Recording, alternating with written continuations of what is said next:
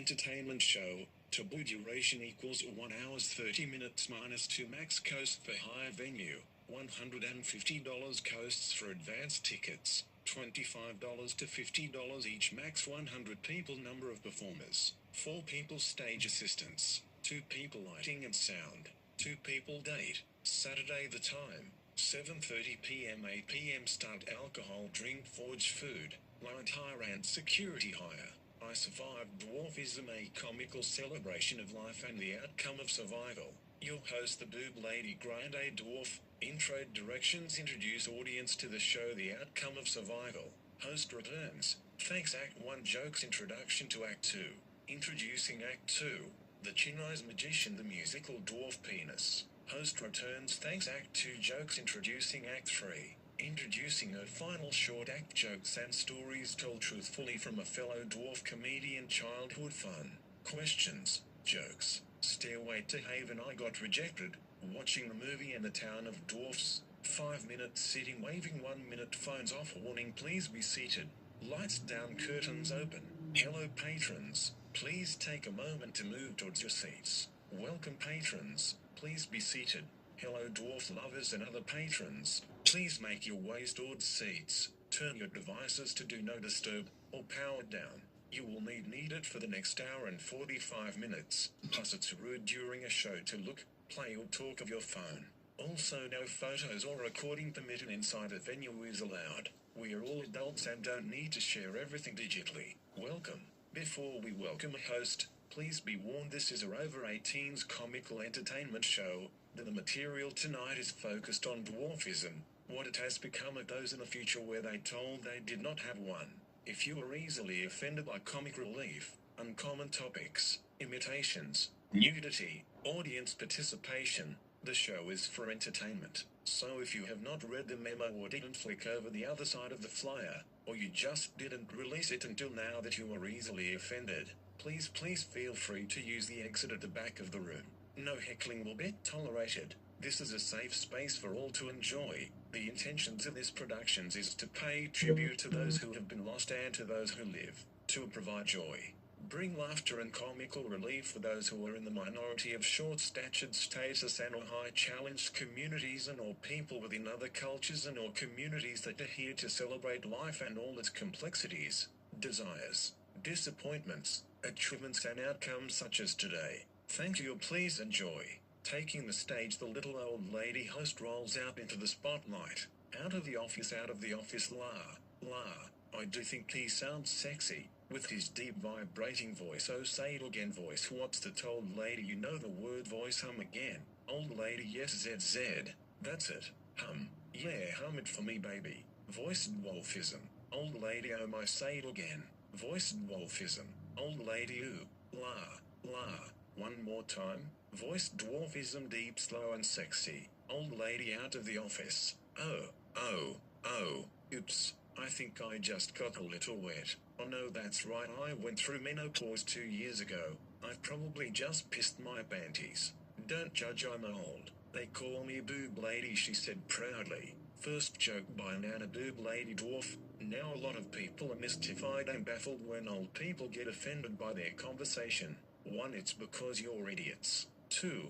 You don't know what you're talking about. Often, I want to ask, do you know the meaning of that word? Now here is my example. A couple laughing and giggling on the subway as they watch something funny on their phone. Cute enough, I know. Then next she turns and slaps him and calls him a douchebag. My jaw dropped and I wonder if they know what the word means. Both still laughing. He's not angry, but smiling, still flirting. Why and what the hell? Now I'm laughing cause she doesn't know that she just called him a convaginal cleansing contraceptive foam. Hee. Ha. And not only is it that, but they had to use a bag to catch what comes out. It is not a word of endearment, dearies. And so I thought, should I translate for the fucking idiots, or just be an old lady and frown, glaring with disgust? So I divided to stain them with my angry eyebrows and thick glasses wide-eyed stare. Demonstrated visual of angry eyebrows and thick glasses wide-eyed stare. Second joke. Well, before you ask me how I know I look pretty to some gliding around like an angle, or a magical floating troll with a stick, depending on who's looking. Well, It wasn't always easy. Getting when you're an overweight dwarf has little pleasure, as you may not have noticed yet, but my big fat dwarf fast drags down to the ground. Like a lost puppy, it follows me constantly. So to spice things up and make some fun, I stole my nephew a skateboard, grabbed a pool cave from his father's men cave, and made my way back home, with a screaming for me to ensure I return it. Zoom, zoom, oh no, after this ride I won't be returning it. No, no, no. Truly made life fun again and looks fucking great, showing all in the audience a side view, lifting her floral and laced frill dress, lifting her dress and looks under to then flick up the dress to reveal the skateboard she's standing on, pointing out her big dwarf butt hanging over the edges of the skateboard.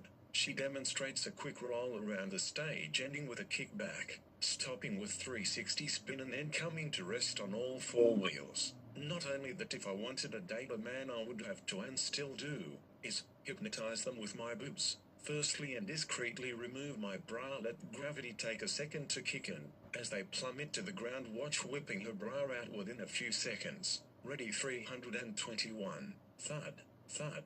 Deep bass sound of two sandbags being dropped from a small height, with a double thud on the floor. Her boobs begun to wobble, wobble to and fro. Now, I begin to hypnotize the poor witless fellows and bam, he's mine for the taken. Well, it's better than bonking him on the head and dragging back to my cave. And it, demonstrating to a man in the front row of the audience, she lifts one boob up and one boob down, one up, the other boobs raising then falling back down in a anidemic pattern. Two up, two down. Raising both boobs, they then both wobble, wobble to and wobble throw. They wobble east to west, they wobble to and throw. Look at my boobs as they wobble, wobble to and I wobble throw. Watch my boobs as they wobble, wobble to and I wobble throw. Stare at my boobs as they wobble, wobble to and they wobble throw. You are now under my power. Oh shit, he's not ready. I'll have to go full hypnos with a special move. Come on boobies, boobs, get the wobble on and really giggle these babies. Then while he's like a deer in the headlights, I bonk him right on the noggin and drag him home on me skateboard. The old lady's granny boobs swinging with anti-gravity. Both boobs rise up and down like magic, they define logic, moving independently of each other and both now slow to meet in the middle, and in one motion the boobs thud to the floor. Both boobs rise up and move left to right together in sway of hypnotizers. Aha, now, he's mine. All freaky geeky mine. Rah, come here tiger. The old lady bursting with a cackling laughter. Ha, ha, ha ha ha, ah, ha ha ha. The old ladies then said, Deada, my new lover. See, straight past lust, wonder, straight past lust, crap and all that mushy bullshit. I'm an old-fashioned gal. Straight to the 3 bonk system. Bonk 1 is on the head to get him back home. Bonk 2, well that is 2. 2 bonk. 1 willingly maybe, but bonk 2 nonetheless is on the bed, with yours truly, and well, the third is, another bonk on the head. It's the last one to get him out of the door and get him out the house, before it starts to smell like rotting corpses, dearies. The old lady's breast continued to wobble, giggle, bounce, left and right, wobble to and wobble throw for a few moments. The stage lights grow dim around her, fading out to black. A silence falls upon the audience. The light focuses into a beam, spotlighting the old lady. Closer and closer the beam shines brighter, and the beam of light concentrates even finer, smaller and smaller. The spotlight closing into the face of the old lady, then shining brightly into her eyes. She frowns into the beam of light, and the light blacks, dark popping of glass. Then a fart noise from the center stage bursts out, followed by the sound of smashing glass in the backlighting area. The old lady breaks and lights up a glow stick and follows with her saying, Ops, I pushed the hard. He'll be back in a moment. The red curtains close slowly, drawing close in preparation for the first act of the night. The deep voice on the loudspeakers announces, we now prepare the stage for our next performance. The red curtains open with the boob lady center stage, clearing her throat to make welcome the first performance of the night. She announces, introducing our next interactive act, sexy fun-sized dwarf with a big attitude and a long performance. The man with the magical dwarf penis, please, put your hands together and welcome to the stage our sexy dancing cowboy, Ramos Talons. Ramos comes out onto center stage, face away from the audience. The spotlight pop on, silhouetting Ramos. The drops in beats and the music begins. Disco lights droppin'. It's party time comes through the speaker. Ramos in his cowboy outfit, large hat and little boots, begins to dance, then strip, and dance and strip until he was down to nothing but a large hat and a green pair of G-strings, still dancing away with content and enthusiasm. He brought out his white rope and leather-bound wiping stick, with a few cracks back and forth. He then took a moment to tie 2 ink balloons to the tip, turned towards the audience and held the handle of the wipe to his crotch, pointing it towards the audience. First he made the wipe turn into a stick and it went from soft to hard real quick. Still its the length did not reach the crowd. The 2 pink balloons still too far out of reach. The now naked cowboy clicked a button or popped a pill and the stick grew longer, and longer again, and again it grew and grew, until the center of the audience, above a sexy woman and her man sitting next to her, pull on the pink balloons, don't let them pop. Nope, not hard enough. Pull again. Nah, yeah. Don't let them pop. Not yet. Keep squeezing. Yeah, that's it. Okay, let it pop.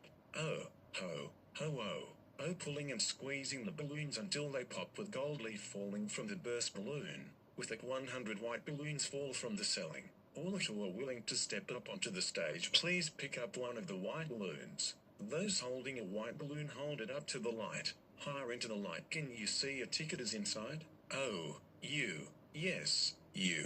Don't shack the baby. Don't shack the baby. A few thick black makers are handed out to pass around after writing their names on the balloons. If it pops while doing this, keep your ticket and pick another balloon if you want it. The audience ready with white cinched balloons in hand. The cowboy walks down the stairs into the aisle. Standing before aisle walkway, he pauses with seriousness and slowly reaches for his hat. With anticipation he finally takes it off. With cheers of the audience he makes his way down the lane holding his hat out front with a strut in his stride down to the center of the crowd. He stands and twists on point, to then hold his hat up high as the audience is informed to throw their balloons into the hat. They are asked to cheer in, showered in white balloons. Continued for a moment of theater, then an awe until 1 or 2 balloons are fixed in place, solidly landing a girl, landing the ticketed cinched balloon you had into the cowboy's hat. Winners are the 2 volunteers to come on stage for the next part of the act and bear witness to the magical penis. Pick 2 for chair numbers of 2 volunteers, to see the great mystical magic dwarf's penis. Upon showing a blistering bright disco beams coming from his crotch to the 2 volunteers shocked at this. Then the penis jumps off and runs off with a mind of its own. Then with the cup-sized disco ball hits the ground with thud and the sinister giggle giggles from the disco ball. The cowboy shocked steps towards it in efforts to recapture his magical penis. However, with every step closer, the magical penis moves like a remote-controlled car further away. Quickly and with intent the magical penis moved with ease and edge to escape as it got further away, letting out a monstrous giggle every time it invaded and remains elusive. Then both of them run off to left side of stage, both making noise on their exit as the cowboy runs hunched over, running until off stage into darkness of the backdrop noise of brick-a-breaker sounds of one chasing the other.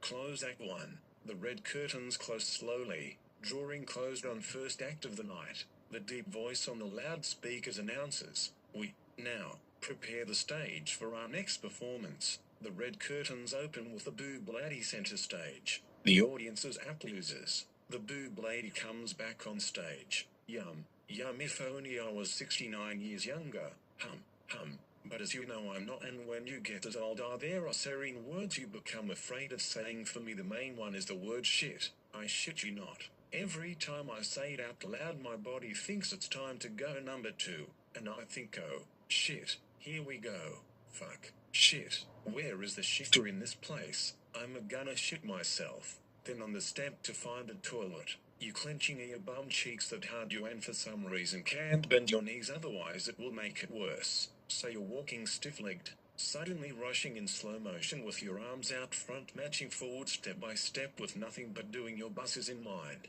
You hear one smart-ass 3-year-old kid scream out, "Ah!" Mummy, it's a zombie. One time I was out and about and only had eucalyptus-scented tissues and was forced to use those to finish my bussiness. Oh, you'll tell you it was like my butthole just had a drag of menthol cigarette. It was a fresh breeze of mentholated air got sucked up, and I mean right up the butthole. I giggled like a schoolgirl for a few seconds and then released it wasn't going away.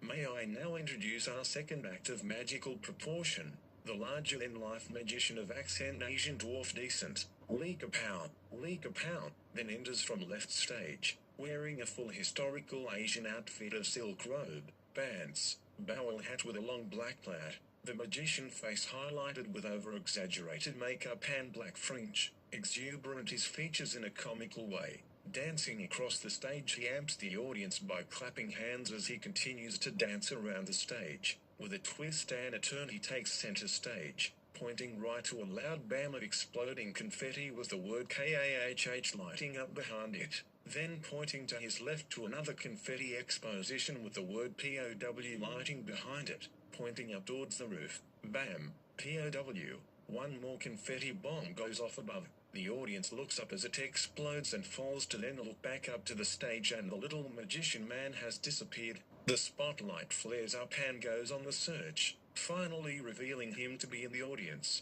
Applause breaks out. The magician Lee Kapow selects 2 participants to join him on stage. Applauded by the crowded theater, the 2 walk to the stage and climb the staircase onto the stage. The magician behind them struggles to take the first step.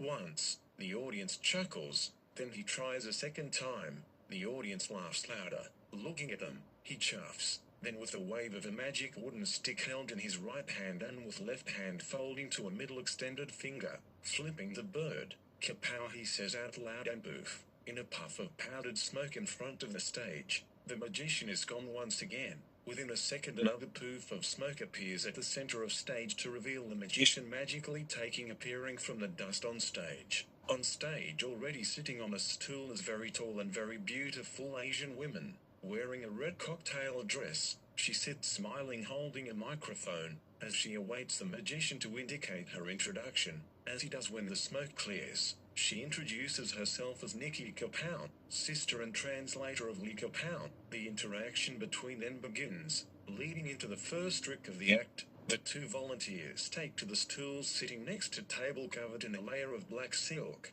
A green mat lays on top with a deck of cards at its center. Lit up the big screen for the audience to participate and spectate.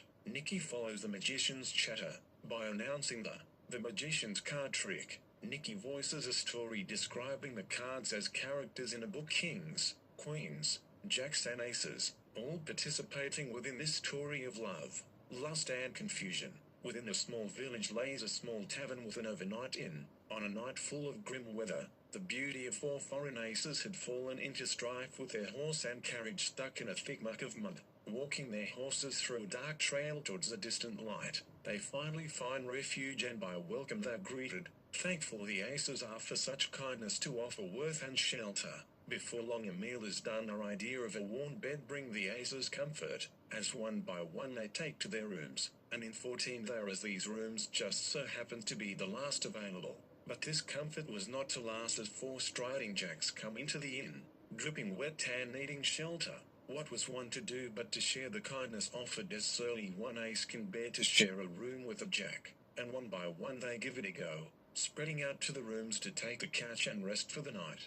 However, their rest was to be cut short when 4 queens came flocking and whisked by the winds. The door slams shut to yet another 4 seeking refuge for the night, and so as was done before, room was shared just to be polite and repay the kindness offered, and made their way to each of rooms, each seeking a spot in front of a warm fireplace. The queens sat to relax, but to relax was a far dream when the 4 kings arrived looking for exactly the same thing, taking to each room as the arrivals had done before. As the night set in, a ruckus was heard as all the rooms had awoken with complaints in the middle of their sleep of noises, loud snoring, stinky farts, yelling battle dreams. Foul orders matched the language. Enough of the ruckus, enough of all this fuss. Leaving the rooms in a huff, one after they marched down the stairs and to the lobby, feet up and wanting new rooms, but yet no more were left, so all the cards stood side by side, to discuss how they would cut the rooms. Arguing broke out, cutting the stack cards, pulling any number of cards, cutting from back to stack back on top, and back to front, once, twice, even 6 times, stack into piles of 4, laying one out into each stack, one after the other, as we count them out one by one, into rooms that appropriately accommodated everyone involved, and this is how it worked out. Flipping and describing what's happening, they all seemed to make it into their original groups to share a room together and now separated from the others. Tavnjka. Rooms AJKQAJKQAJKQAJKQ. Cut front to back any amount, any number, as long as they are pulled cut from back and put stacked back on top. Outcome AAQQJJK in an Asian accent KAHHPOW. Proudly states TAH in his comical Asian accent. The magician, the 3 volunteers required. Please, quick, now quick. The next trick to be performed by the great Lika Pound, his great and final trick, is to magically shrink down and turn any woman he desires into the same side as him. For just a while she gets to enjoy the shorter side, and I do her any way I want. Just like me, she will be fun-sized for a while to play with me, only for a short time though, and then, maybe, I will return her, go back to your normal size. One willing female volunteer, please. Do I have your consent? You can say stop at any time. The female volunteer making her way up and onto the stage is cheered by the audience. She is then led to a large open science experiment box that is at the center of the stage. She is guided to sit on an average-looking office chair that is on the inside of one half of an open silver science experiment box. The metal science box has a line around its midsection, with the top half being slightly smaller, the bottom that has scratch marks down the sides from where it has compressed down before. With a control panel featuring a massive red button was off to the side of this machine, metal contraption.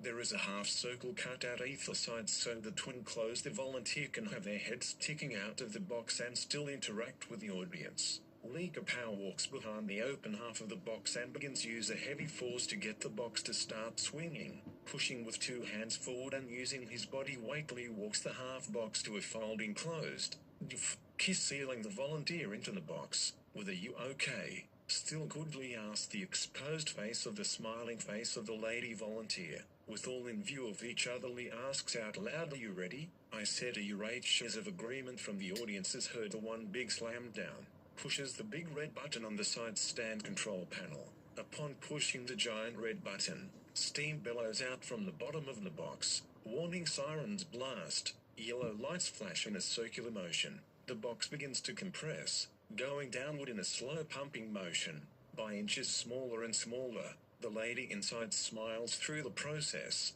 calming. I don't feel anything as the box gets smaller and shorter, until bing, the loud sound of a microwave bings and chime for the dwarf size compressing being ready. Lee then dramatically plays out the opening the box, to say TAHHDAHH, my dwarf lady wife. Through the clearing smog, a spotlight takes focus to center stage. The smoggy stage finally clears. Coming into view, we can see the lady has been resized, shrinking down to half her previous height. Now we see her with shorter stubby legs, big shoes wiggling to and fro.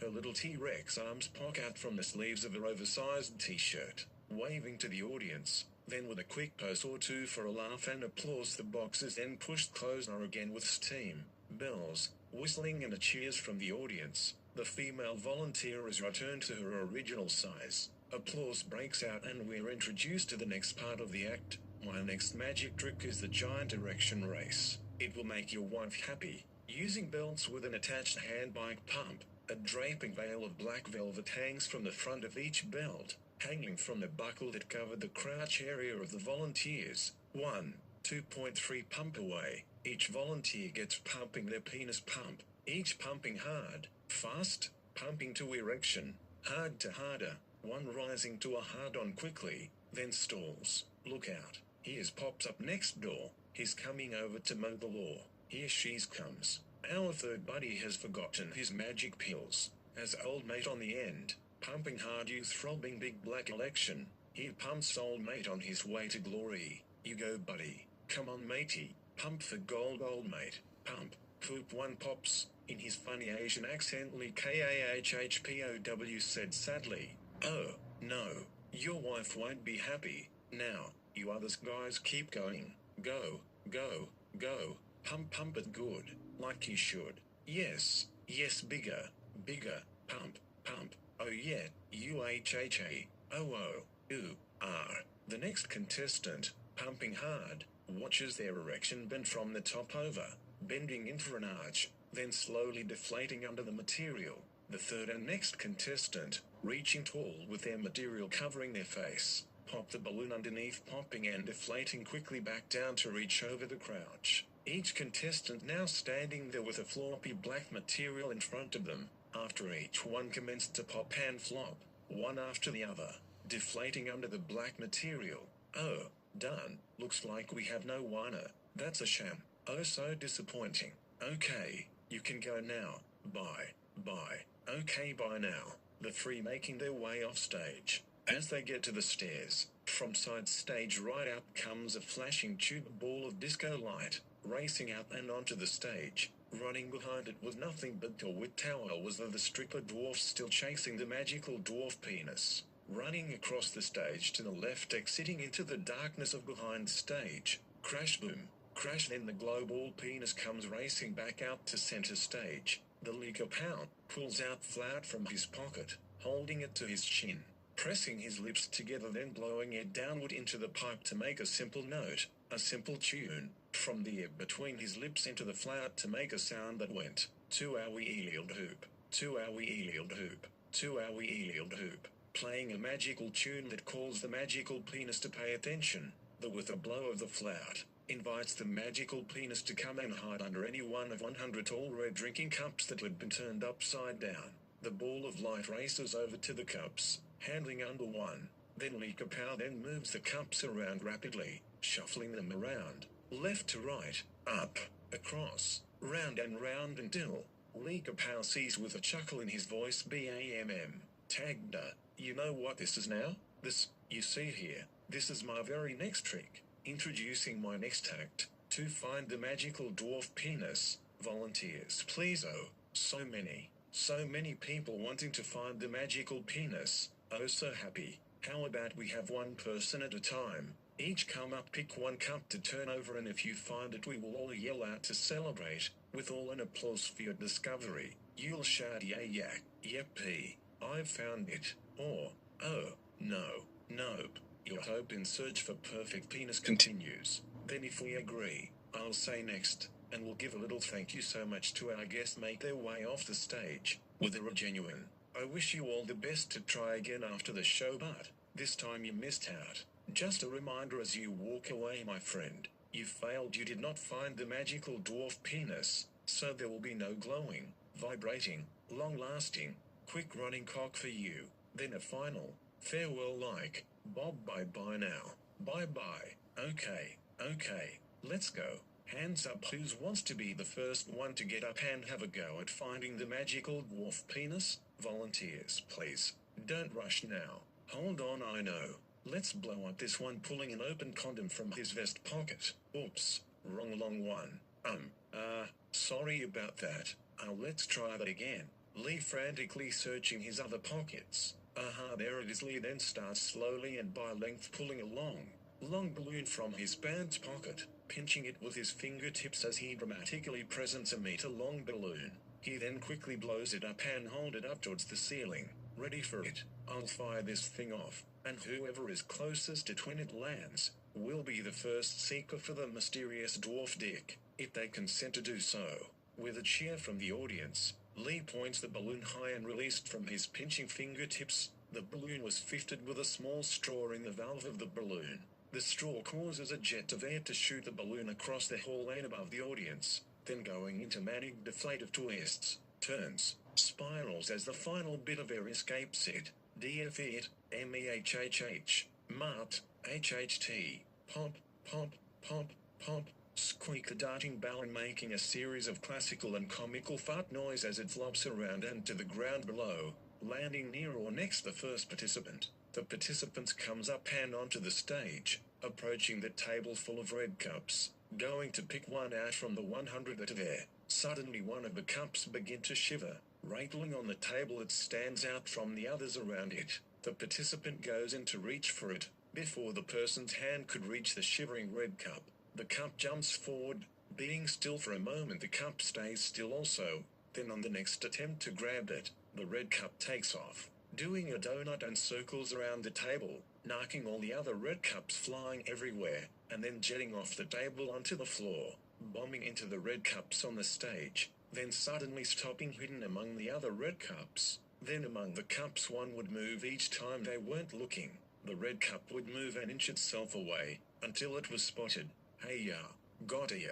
What, you found it?" a stripper's voice calling out from behind stage, as he comes closer calling out, "Where is it? Where's my penis?" running out onto the stage and rush, tripping over the red cups everywhere as one and all dive for the magical dwarf penis, smashing into each other, diving in an effort to catch it. Lee, the stripper and the participant all tripping over and falling into stacked pile of people, stacked on top the magical dwarf penis. Also, as we thought, in from under the pile of people, the magical dwarf penis comes strolling out to center stage, spins in celebration, turns to the stack of people, drive a little closer, turns into a reverse, backs up a bit more, then somehow managed to wriggle its little motorized booty back and forth as to give them a brown eye. The little red cups glowing from underneath jets off on its wheels, heading to the backstage, through the dressing rooms and straight to the exit door. Kaboom! The door slamming closed after it exits the building. An explosion of clapping breaks out among the audience,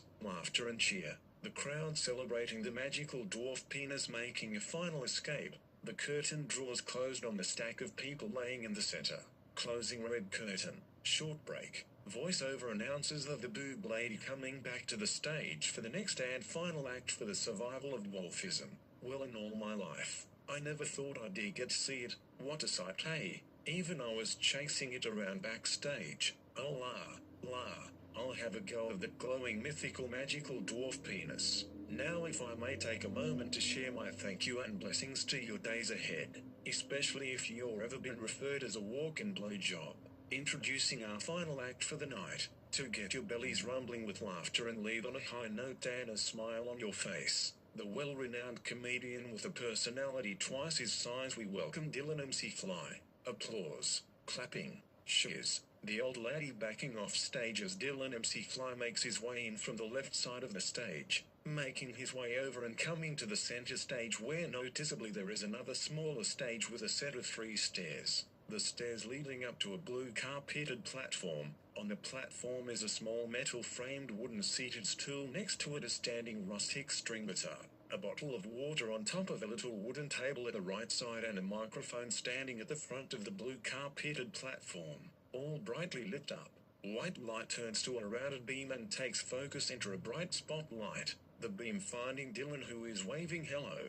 The beam following him across the stage, then to the stairs, continuing up the stairs and onto the stage. The spotlight shaking in shock, realizing Dylan wasn't on stage, and the light. A frantic rattle of the light before T lands back on the smaller stage floor. In a sniffing action, the spotlight begins tracking backwards, tracing its last path, slowly backwards and down the first stair, then the second, lastly the third, to see Dylan MC Fly light up from toe to face. We see him kicking it to the foot stairs. The stairs coming into view, change predictive and now seem overly large. Dylan, looking into the audience and taking a deep breath in and then out, kicks up with his stumpy right leg, as if to make measurements to see if his tiny foot would reach the lip of the stair. A loud noise of, "Heh, yeah," then he follows with a stern nope. Then attempting with his left leg, kicking up high at the edge of the stairs again, he yells, "Heh, yeah," followed with a stern, "Ah, nope." Well, now that ain't gonna work. Dylan McFly straightens his back and takes a few steps backwards, eyeing off the staircase the entire time, not backing down with defeat. Dylan takes a quick breath of air deep into his body, raising his chest. Meh.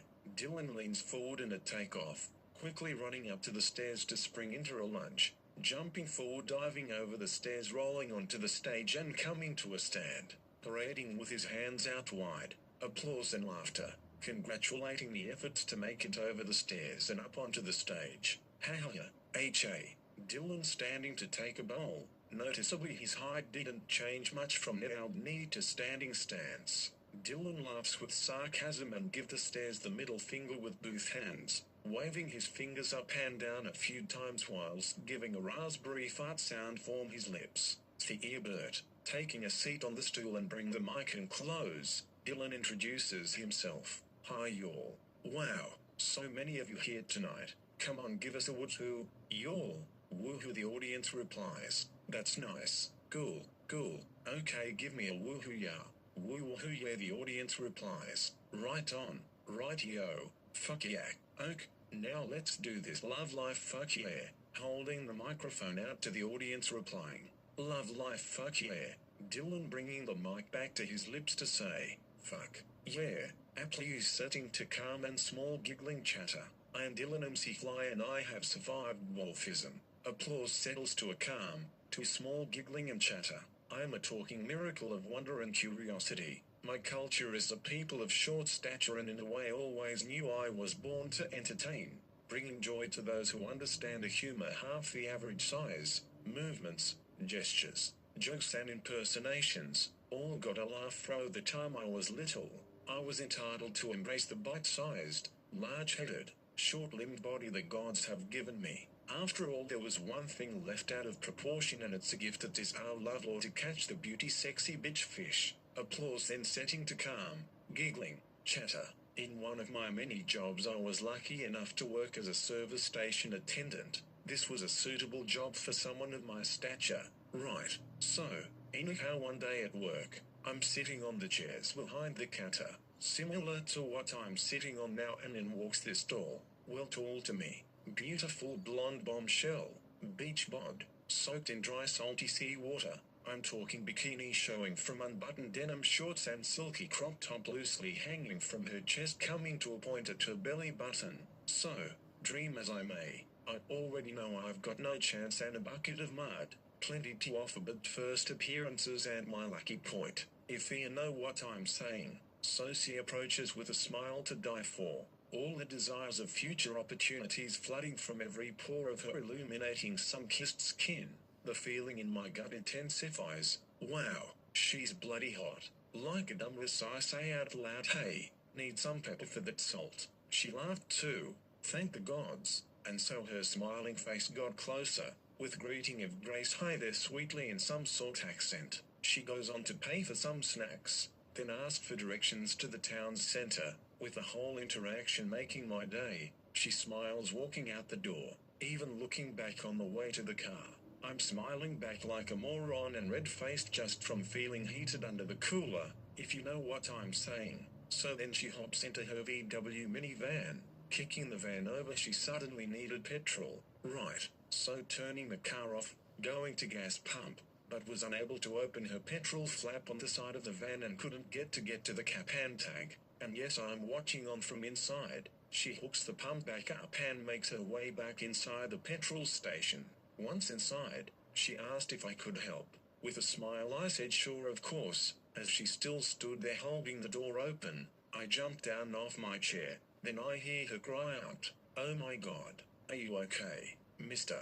I didn't know what had happened, so I ran to the counter door, opening it quickly. With swift swing, I see her leaning over the counter bench. She's asking, Mister, are you all right? I looked over to her and said, What happened? She looks over to me, not seeing me at head height. She looks down. In shock she falls backwards, with massive gasp reaching to hold her face. She shakes at the knees with real frightened shock of surprise. Losing her balance she falls back, taking 2 steps into the candy shelving that was stacked behind her. Candy goes flying. The stand shatters in pieces and a flow of lollipops, assorted candies and popped bag of M&Ms spread across the bench and overflow. Taking a deep breath, into hyper-breathing, shallow wheezing of crying mixed with laughter she tries to say sorry, and then between inhaling breaths said, I thought you fell over. When you popped of the chair, you disappeared under the bench and I thought you'd fallen down. We both look at each other for 3 seconds of silence, then both burst into erratically, real hysterical laughter. We laughed until we cried, and then laughed even more. The story still gladly repeated and told in every detail every time I'm asked, how my dear sir, how indeed with curiosity my fellow, Tell me, my trusty friend, how did you met your wife? How did you met your wife? I don't take offense as to how this beauty loves me so. I'm not sure myself why she loves me impartially, but I trust in the love she gives, as she trusts in I, and it is I that stand by her side in all that is now and into eternity, because this joy I feel I don't deserve, but she make me feel worthy to share the love from the light of a boundless soul. I am blessed to bath in such company, even if sometimes I wish I had stills. Never once did I feel half your high, and looking up to my goddess came natural. So yes, I am blessed, and I also have a mythical magical dwarf penis. One night doing the late shift, you know, the graveyard shift in a 24-hour service station, it could have been my third or fourth night of doing the late shift, so I'm shirt, dirt crusty-eyed tight, I talking nodding off at a register type of delirium, the kind of sleep-deprived stated where you're not sure if shit's real or if you're just fucked up. So midnight sometime, I walk out to put some signage for fresh bread, and across the road I see a workman, in full high visual fluorescent road work gear with full hard hat, holding a yellow and black strip barrier, you know, the ones with yellow triangle legs. Anyhow, he's making his way out onto the middle of the road, and one of the reasons he stood out so much is because he was like me, you know, a dwarf, running out with his sign and his full viz gear. Then a big motherfucking massive blue Mack truck comes speeding down the road towards the work dude, the truck blasting dust, not slowing down. The truck is blasting down the road, rough surface. Shit, he can't see him. I'm thinking, shit, he's gonna fucking kill him, he's gonna splatter him like a bug. Stepping to yell out to this workman, I see the beaming lights of the truck approaching. Shit, fuck, shit, mate, look out. As the lights lit up the spot where the workman was, swish, swoop, me round. The massive blue Mack truck flies past with all the dust kick up behind, hitting nothing. Then I realized when the lights lit up the spot where the workman was, I seen nothing but headlights hitting road dust and bugs. There was no workman that looked like me, so then I went back to days and afternoons, until one time when I had to cover someone ill, working into a double of afternoon into night's graveyard shift. Money's money, and I am needed, and it's nice to be needed, right? I feel sleep on the job. Not only that, I had the best of all worst dreams where heaven turned to hell. So, somehow I'm dreaming I died, brought into existence surrounded by clouds of white mist. A stairway ahead awaits, each step glisters with golden shimmer, ready to climb towards heavenly gates. So, being in the same body before death, I look up, and then down at my tiny stubby legs. Taking the first step was a challenge. Jesus Christ, I say out loud. Suddenly the world around me goes dark, and a spotlight from above asked with a deep godly tone, "What? What did say?" I shockingly reply, "Nothing. Nothing, sir, sirs, madam." Making my way up 40 or 60 more stairs, I stop and take a breather, my heart pounding. I couldn't help it, but it just slipped out. I said Jesus F283 and Christ fuck me. Instant darkness fell throughout. Lightning cracked and thunder shocked the stairs below my feet. I heard you say IT again. Go on, ID you. Under the spotlight of intense shame, I just stood still and looked into the light with no change in my facial expression, and all goes back to its heavenly ways with light, bright and misty clouds. So then, making my way up what felt like 200 more of the stairs to infinity, hot and sweaty, my little stumpy legs crying pain in both thighs, holding the golden rail, I hoist myself up another set of stairs. With a deep inhale of oxygen to my lungs, I go to take the very next step, and with tremendous pain I cried out, "Fucking hell, Jesus bloody Christ." BAM, blackout, total abyss of darkness. I knew straight away I'd fucked up.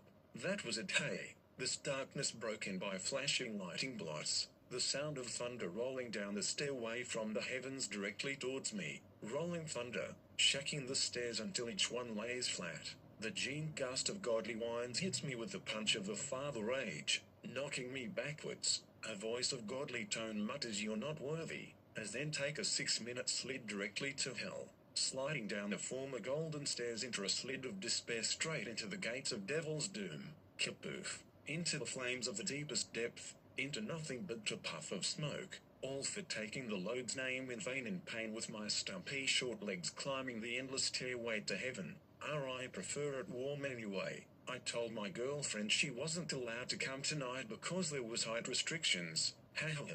No, not really. I already run that joke by her and she loved it. LOL. I would love to see place out of town where only dwarf people can, dressed like the people from the movie Willow.